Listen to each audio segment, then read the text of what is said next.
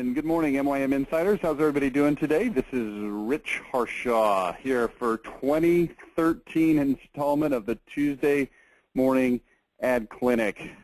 With New Year's being on a Tuesday last week, that kind of gave us a late jump into the webinar season here. It's already the 8th, and we're doing our first webinar. And in fact, we won't have another one until a week after next. So give you a little time to get caught up on things. In fact, we've only got one submission today, so this will be a fairly quick Tuesday morning ad clinic. And that's okay. I think people are, if they're like me, they're trying to dig out from their holiday pile of stuff that has built up. So I've got Amy Iverson on the line here. I'm going to go ahead and unmute you. Amy, are you there? Oh, hang on. Oh, uh-oh, we've got a problem here. Amy, what you're going to have to do, I see that you are dialed in on a phone. You need to punch in your audio pin, which is #64#, and that should make you eligible for unmuting. There you go. Amy, how you doing? Good. I see that you have sent me a postcard. Why don't you explain to me what this is, who it's going to go to, under what circumstances will somebody see it, and we'll go from there. We have been doing open houses, showing off our finished basements. So we've sent out these cards to surrounding neighbors in the neighborhood and subdivisions, depending on how big the neighborhood is. And we also sent it to past leads that we're working on. And tell me how that's worked for you in the past. What kind of success have you had? I think it goes well. We use, people when they go out, we also send it through Constant Contact. So we get response from the postcard and Constant Contact. So people will call inquiring about it. They'll email. We usually have, on average, about 12 different families that will show up to the open house. And it's a mix of just, I call nosy neighbor, and customers we're working with trying to close a deal. Okay, good. So do you get very many what I would call cold prospects, people that you'd had no previous contact with that show up for these? Yeah, the neighbors, yes. Yep. Okay, outstanding. I mean, if you're averaging 12, to me that sounds, number one, very worthwhile. And number two, pretty darn good. So have you signed some deals out of those kinds of things before? I'm assuming you have, since you still do them. Well, they work out well. We haven't officially closed a deal because of the open house. But I think it generates, we'll have leads from a year ago that will show up. They haven't done anything, but it still spurs interest. They want to come see it. They're still thinking. So it still generates interest. So it's out there. Okay. Well, that's good. Fantastic. Let me see here. I think there's two sides to this. I'm looking on the screen right now. That's the front. Is that correct? Right. All right. Let me get the back so that we can just kind of look at them both, okay? All right. And can you tell me what size this card is? They're the small postcards. So like a regular, vacation card. Yeah, it's what I call the kind your grandma used to send you when she was on vacation. Yep. Okay. And how many of these do you send out? About 1,000. And out of those 1,000, how many are to neighbors versus to other people? Well, typically those will all be neighbors. Okay, because I thought I heard you say that you also send them out to previous interested parties and so forth. I did we had a couple going within a couple weeks, and I did a combined card and mailed them and sent Constant Contact to our past customers. So in that round, I sent 1,000 to neighbors and 1,000 to old leads. But typically it's 1,000 going to neighbors. It's about 900. It's kind of the average. Okay. How many times have you done this before? We have done, I want to say maybe 4 of them this fall. Okay. All right. So what we're going to do here is we're just going to talk this through. And when I say that, here's what I mean. Don't take any specific thing that I say as, hey, Amy, here's what Rich is telling you you should absolutely do. Let's just kind of talk through it for a minute, okay? Sure. So I want to throw out some ideas and some suggestions, and I'll discuss them with you, and we'll see if mutually we think it's a good idea or maybe it's a dumb idea. So one of the things that I might recommend is sending a bigger postcard, simply because they get seen better. Or you may want to consider sending an actual invitation-looking invitation that would come in an envelope that's the size and general look and feel of some other kind of an event-type invitation. Have you thought about that or tried that before? Not the envelope portion.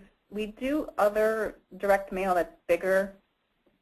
I guess I don't really have logic between the small sizes. It's something different. It's here's another avenue, I guess. Something small. Everyone else, it's just another avenue of trying something. I understand. I mean, there is some validity to it's smaller, and so therefore it gets looked at. Let's talk through a couple of things here. I'm going to talk about invitations in an envelope in just a minute. Let's talk about postcards, because really what I'm suggesting is that as you do these, you try some different things and find out which one has the best effect. I'm not going to pretend to sit here and pretend like, hey, do this and this is the thing that works better. I think that we need to come up with some things to test. The problem with testing is it takes time and effort, and ultimately some things don't work as well, and so that's kind of a pain. But the idea is, if you can, let's say that you do this 6 times and you try 3 or 4 different approaches, you'll find some things that actually work better, which then can be integrated into all future endeavors, okay? Right. So as we look at the postcard, a couple of things. A basement is a big, beautiful project, and I'd really like to see the big beautifulness of the project exemplified in the piece itself. I think when you take this little teeny postcard, it kind of is counterproductive to what you're trying to say. Does that mean that it can't work and it won't work and all that kind of stuff? Of course not. But just something to think about. In terms of the postcard itself, let's take a look at the messaging for just a second. You've indicated to me that this is the back of the postcard. Can I assume that this is the side where the stamp and the address goes? Yep. Okay, I want to suggest to you that this is actually the front of the postcard. If you think about it for just a second, anytime mail comes in your mailbox, it comes with the address side all facing the same way. And when you sort through your mail, you put the address side up because that's just the common sense way to do it. Does that make sense to you? Yeah, I'm laughing because I never thought of it like that. Yeah, you know what, if you were to look at some of my older files of stuff I did back in the 90s, you would see some that have what I call back on front and front on back, like this one does. So it's not like I'm this genius that had that from day one. It took me a while to catch on. But it is true that people sort, the mailman, that's probably not a very politically correct way to say it. The mail carrier delivers it with the address sides all facing the same, and then you take it, flip it up. So I'm going to recommend that you take your main message and put it on the stamp side. In fact, if you look at all of the postcards that we do since, roughly 1999 or something like that, we make that adjustment, because what happens is if you put quote unquote the big headline on the front, which is actually the back, it doesn't really make sense. So look at this one. They get this one from you, and it says, because it's more than a basement, it's your home. They don't know that it's an open house. They don't know that there's an event. There's all of these things that you want them to know, but they don't know.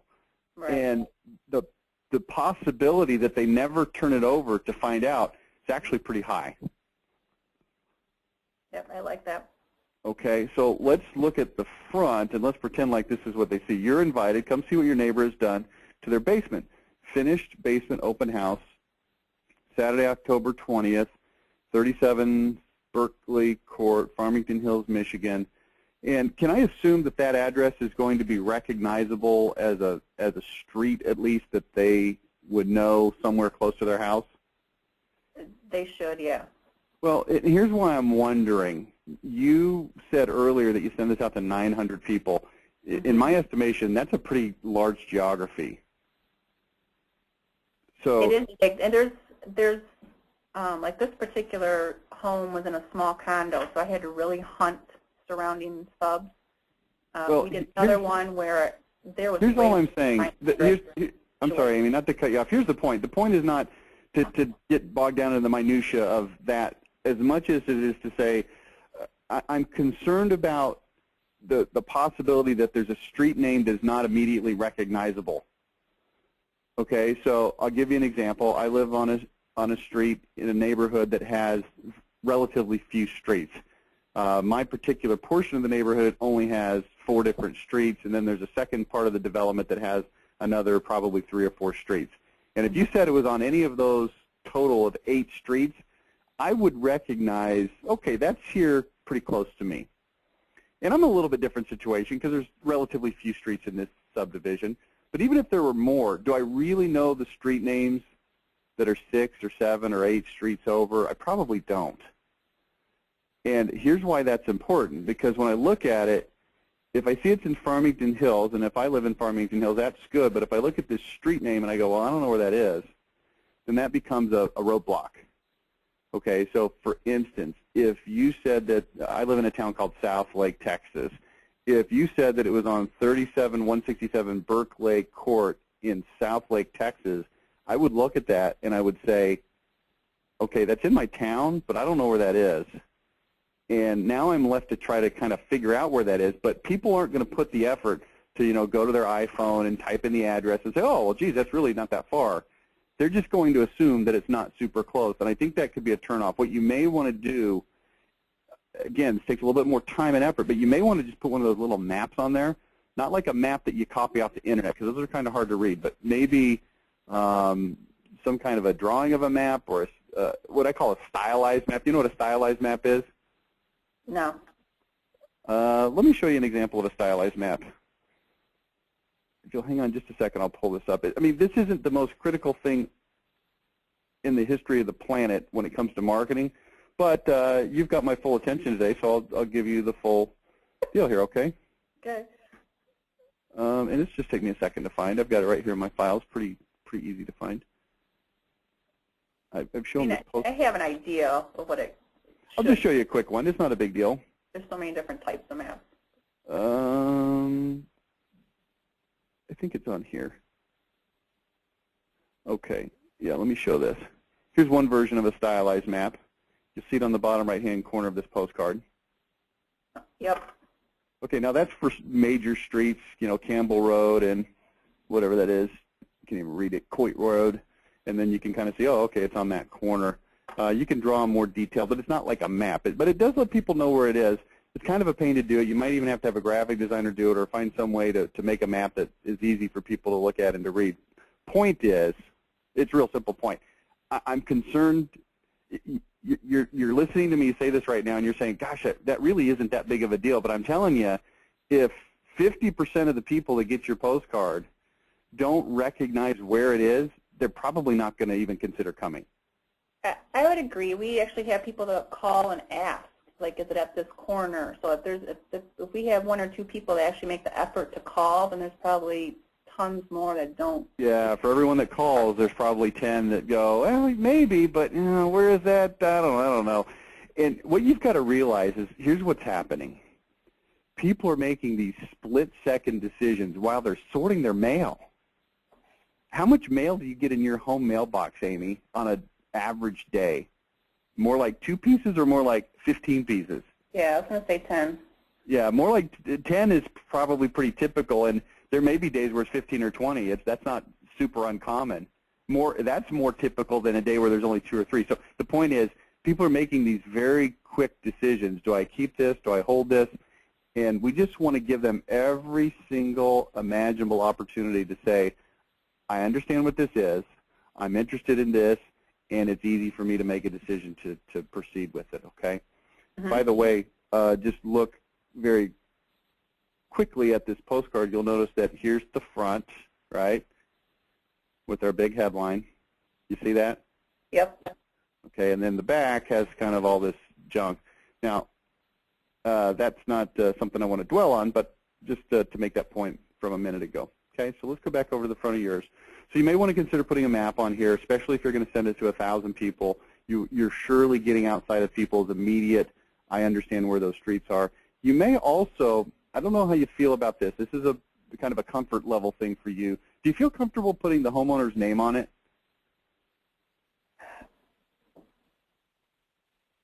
mean, they're going to come to their house. It's not like this is not going to become a very personal, intimate setting anyway. Right. We have in the past. We've done this similar concept now with open houses, but kind of like what's your neighbor up to, and we use their name. I guess I'm open to it. We've had a lot of issues where people don't want to do the open house because there's break-ins, so they're concerned about doing them anyways. So I guess it's just more of a comfort level with everyone around, knowing that their info's out there.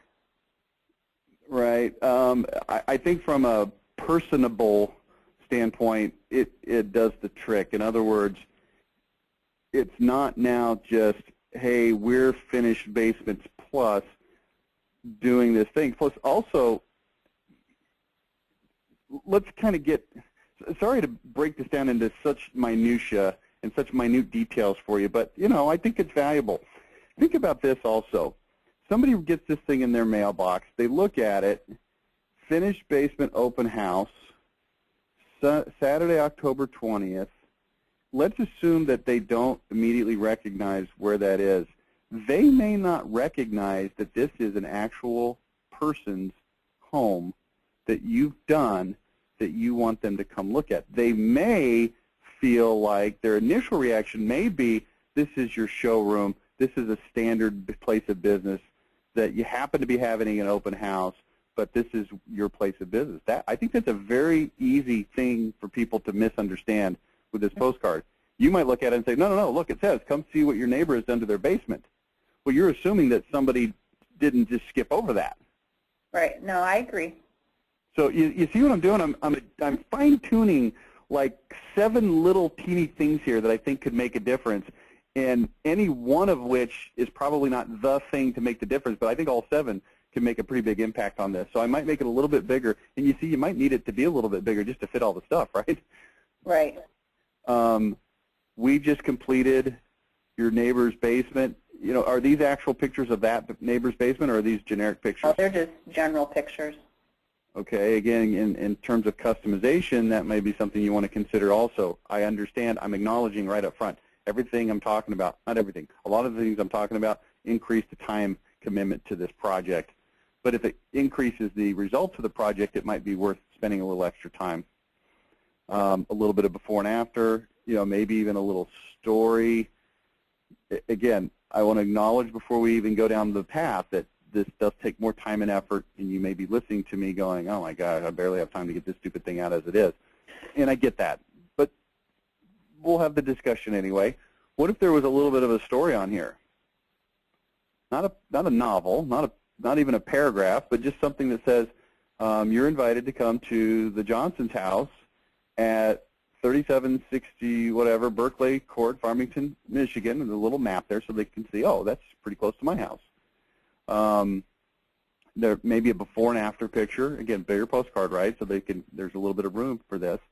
Right. You know, they moved into this house in 2006, and have always dreamed of finishing the basement. More recently, have more kids. You know, whatever. You don't have to get too personal, but just kind of a quick story. Wanted to open up. Wanted an area for the kids to play. Wanted a a home office, a gym, whatever it was that you did with that basement.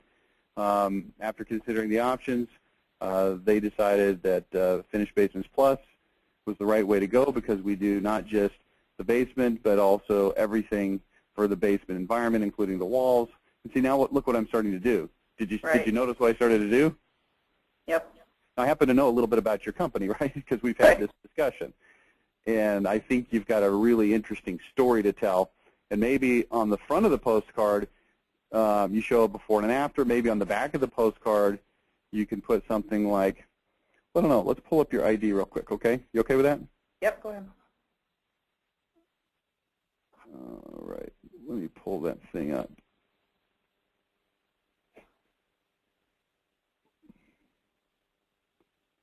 That's it right there, right? Yep.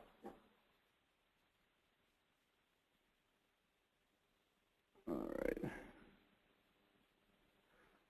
Okay, so then you start putting some of this information on the back of the postcard. Now, here's what I did not say. I did not say, hey, put this entire thing on the back of the postcard. It might be a little bit too much. But there is some information over here You know, the only basement finishing company in Michigan that only uses materials process systems specifically designed for human mold-prone environments, like your basement, installed in about 2 weeks, full-time warranty. Drywall simply won't cut it. See, now what we're doing is we're starting to inject additional information that facilitates the decision-making process, even if they don't show up. And this is something that I want you to think very carefully and hard about. What about the people that see the postcard but don't show up? In the current way that you're doing this over here, the best benefit that you're giving them is, oh, there's a company called Finished Basements Plus that did somebody in my neighborhood. And that's good and that's worthwhile. I do not want to minimize the goodness and worthwhileness of that. But if you were also able to communicate some of these other things, and they looked at it and they said, well, you know, I really can't go. That's not a good time for me. I don't want to go to somebody else's basement. That kind of creeps me out, or, you know, whatever. I don't know where that is. Any kind of objection they have to the open house, which is they're going to have objections, people will, they're at least going to go, wait, hang on a second. This is a company that does some things pretty darn different. So we might take some of this information and we might put it into a portion of the postcard. So let me give you an example, again, not to be silly with this, but look at the back of this postcard. A lot of people look at the back of this postcard and they go, wow, I mean, there's so much crap on this postcard. Will people possibly read all that? And the answer is, well, not if they're not interested. But I don't care about people that aren't interested. Do you? Right. I mean, generically, as, you know, children of God or citizens of the United States, whatever, we care about them, but not in terms of business. I mean, if they're not interested, fine, go, don't be interested. Right. But if somebody sees this, no dental insurance, no problem, and they go, oh, geez, either I don't have dental insurance, or maybe I have dental insurance but it's really expensive, or, you know, whatever is causing dental insurance to be a topic that's important to me, they flip this over, and now I've given them quite a bit of food for thought, and I'm facilitated their decision-making process. But also look what I've done, Amy. I've made it really easy for them to pick and choose through this information. See, it's not like I created 72 lines of 6-point text that has no breaks, no headers, or anything. There's essentially 5 pieces of information on here. There's six categories. We've got the headline at the top. We've got the subheadline and text on the left. We've got the compare table in the middle. We've got the frequently asked questions in the middle right. We've got the coupons and the map on the right-hand side, and we've got the contact information on the bottom left. Okay, so there's 6 what I'll call pods of information. But you can very quickly and easily scan this and determine what these things are, what's going on, and if you want to spend time on there or not. So it's not like it's bogging people down. They can simply skip anything that they don't want to participate in reading.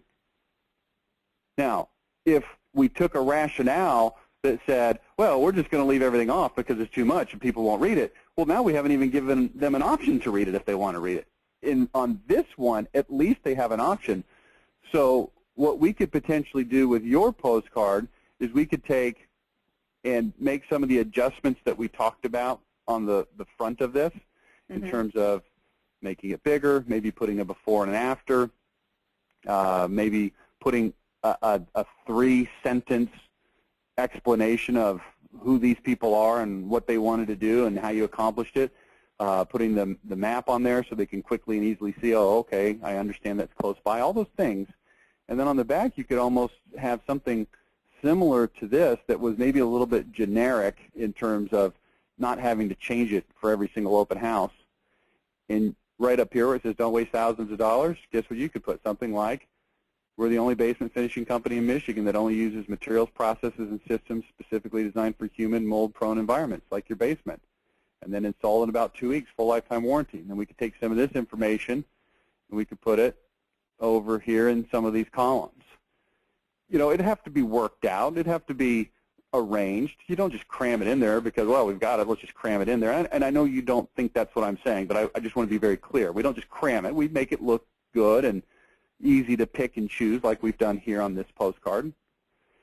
And then we've given something a little bit more significant for the people to think about, whether they show up, which I think this postcard that I'm describing would get more people to show up, or even if they don't show up, at least we've made a more significant impression than we had otherwise, okay?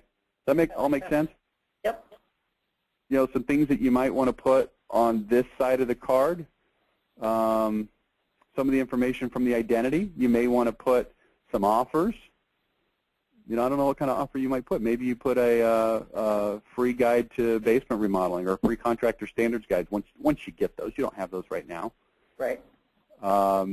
Maybe you would put some kind of a financial offer, $500 credit or $1,000 credit, you know, whatever amount you choose. It's your business. But a $1,000 credit towards any basement finishing job, or free floor plans drawn if you show up to the open house. Give them some incentive to show up. So I'm just kind of throwing some ideas at you. Yeah, I like them. Yeah, so, you know, synthesizing it all into a cogent piece that works, you know, it takes a little time and effort, but I think you've got a good start here. And then, you know, we go back over here to your identity. We look at some of these colors, and you'll notice here that the look and feel of this is clean and easy, like the postcard is. So that's what we're really going for. So I don't know what questions you have for me. The one question I have, because it's like staring me in the eye, is the color, using that color yellow. The point of it was to make it stand out in the pile of mail. Well, here's my opinion on that. That's good. I don't have any problem with using yellow to make stuff stand out. I'm more concerned about using words that will catch people's reticular activator and make them stop and read because it's something that's important and relevant to them. Here's the fact, okay? This is an absolute, honest-to-goodness fact.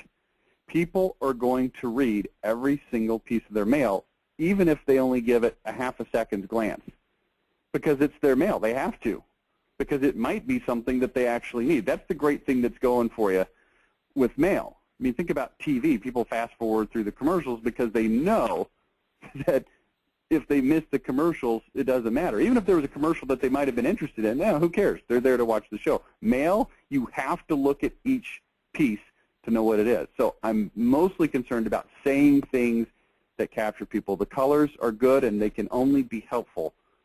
I'm not suggesting that the idea to use yellow is dumb. It's not. But I'm more concerned about what does it say. And I'm also concerned about how does it look on the page. Let's go back and look at this one.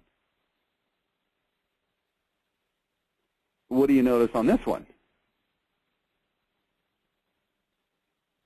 Well, it's clean. If I don't have insurance, there's no problem. You can help me.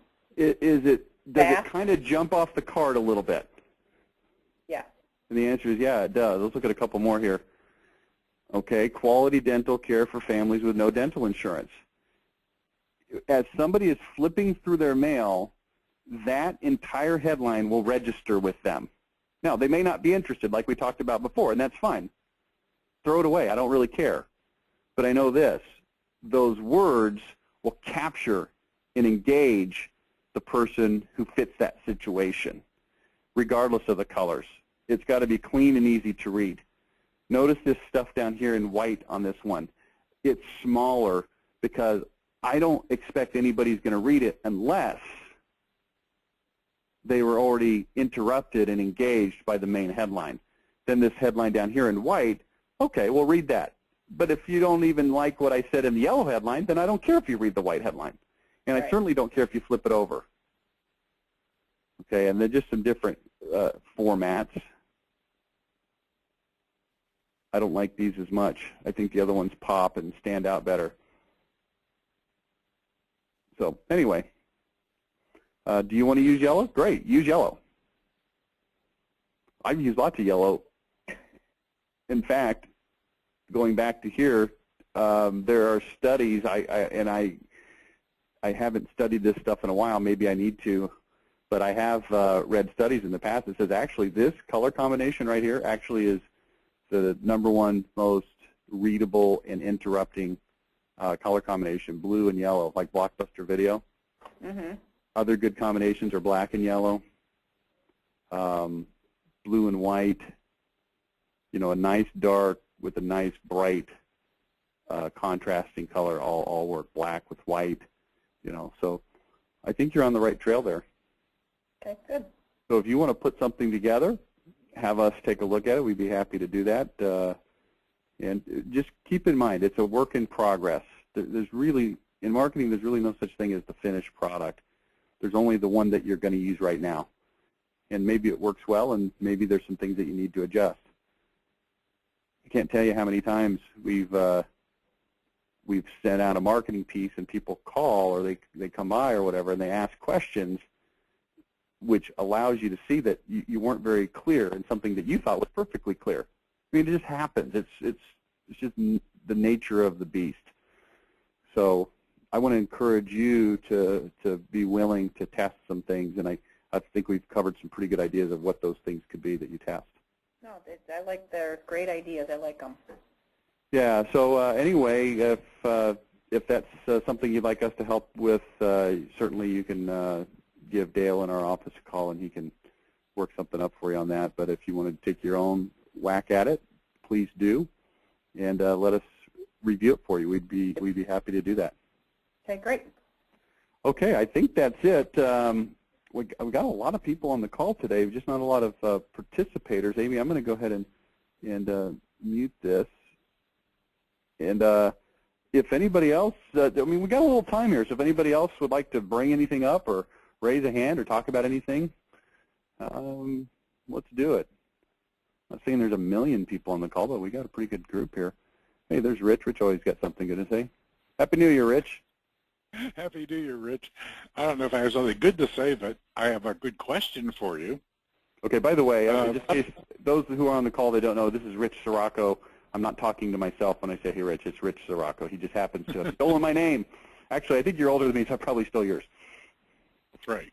I think you're a lot older than me, to be honest with you. Hey. Respect your elders. Okay. Well, you just wiped out the Happy New Year, Rich. Subject is invites. Okay.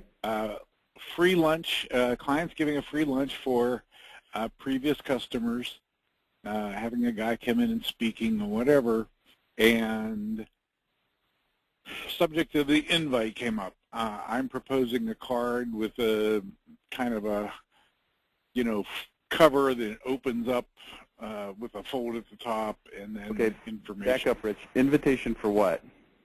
Oh, a lunch. I'm sorry. I thought I said a lunch. A lunch for what? What's the business? Hearing aids. Hearing aids. Okay. I figured as much with you, but you didn't say so. I'm sure. Okay. Yeah, keep going. So, they're bringing a guy in to talk about this new technology to very select patients. They're choosing patients for a lunch in one day and a lunch in the second day, and this guy is spending, the night to speak the next day, and it's the same topic, so basically it's two different venues, but it's introducing technology. And now, is this the same company that does the, hey, we'll test it and make sure it's fine-tuned? Yeah. You know what? I thought that was such an interesting, compelling discussion that we had on that topic that I would integrate as much of that discussion in as possible, and I would make the live event something where you would say, hey, come out and take a look kind of a thing. I don't know how that would work exactly, but here's what I would not do. I would not say, hey, we're a hearing aid company, there's new technology, so come take a look. I would say, hey, we're a hearing aid company, and here's the brass tacks on what you need to know, blah, blah, blah, whatever we talked about last time. And we're going to be doing some demonstrations and showing you this technology and explaining it in more detail. Come out and take a look. So that they're coming to look at something that they already have at least a decent idea of what it is. Okay. Now, let me ask you this. We'll kind of play quiz here. Why do you think that approach is probably better than the generic, hey, there's new technology, come learn about it approach? because they're kind of already invested in the fact that this guy gives them service. They're aware of it. These are his patients. These are people that are in that service mode. They've been there a number of times, and they know he's taking care of them. Okay, that's good. Here's where I'm going with this.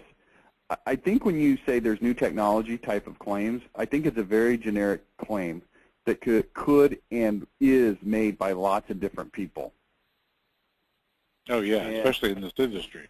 And so when you hear it, you start to kind of be desensitized to it. You say, oh, okay, there's new technology. Okay, there's always new technology. But when you say, hey, there's a new technology, and here's what it is, and here's the situation, and here's what you need to know, come out so we can show this to you, now there's something tangible that they can grab onto and say, I want to see that. Let me give you a made-up example, okay? Great. What if a cell phone company came out and said, hey, we got a new cell phone, and it's got new technology, come out and take a look at it? Versus, what if they came out and said, hey, we've got new technology that is a coating on a cell phone, on our cell phone that allows it to be completely submerged in water for up to 48 hours without causing any damage whatsoever. Come out and take a look. Oh, that's interesting. Excellent, yeah. Okay. See the difference? Yep. Okay, new technology. What am I going to see? Oh, well, you know, there's new apps and there's new, you know, speed and there's new connectivity and there's new, you know, ways to be more productive. Okay, blah, blah, blah, blah, blah. You know, tell me about something specific. Think about before Siri came out, when there was no Siri. Okay, you know what Siri is, right, on iPhone? No, I don't. You don't know what Siri is?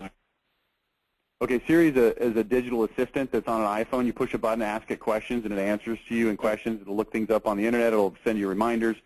It's pretty cool, okay? Yep.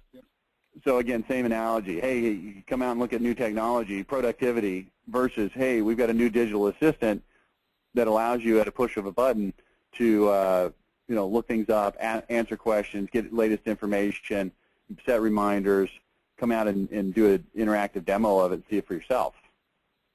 Oh, okay, that sounds pretty cool. You know, if somebody thinks that doesn't sound pretty cool, okay, great, don't come. It's like we talked about earlier with Amy. We're only trying to talk to people that are interested. So I would just be as specific as possible. That's what I'm trying to say. That's the whole point of this discussion is, yes, send an invitation, yes, have it fold out, but I'm not as concerned about it folding or not folding or it being in an envelope or not being in an envelope as I am. Consider those things. Those are things, good things to consider. I'm mostly concerned with what does it say. True. And I think the more specific you get without using a bazillion words, we don't want to, again, write a novel, but I think the more specific you can get, the more it's going to give people an idea that, oh, if I invest my time, effort, energy, and money to go there, then I have a pretty good idea of what to expect. Here's what you don't want to do. Come show up for some big, vague, generic expectation.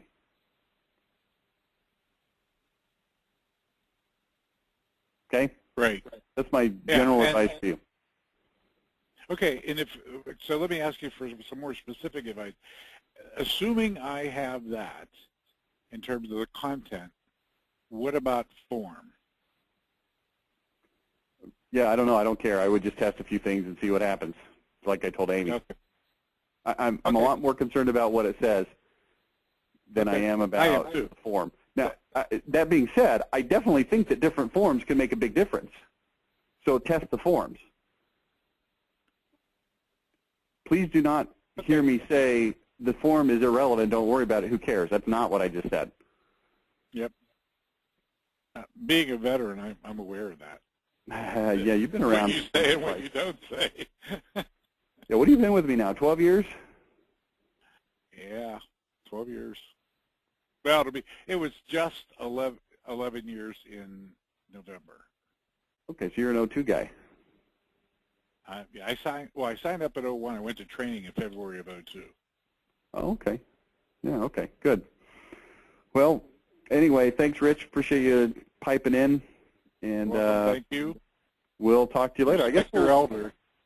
I'll do that. Thanks, Rich. Good to talk to you. I don't see any other hands up, so we'll go ahead and adjourn for today. And I'll talk to you guys actually 2 weeks from today is our next call. So we'll talk to you then. Thanks so much. Bye now. The organizer has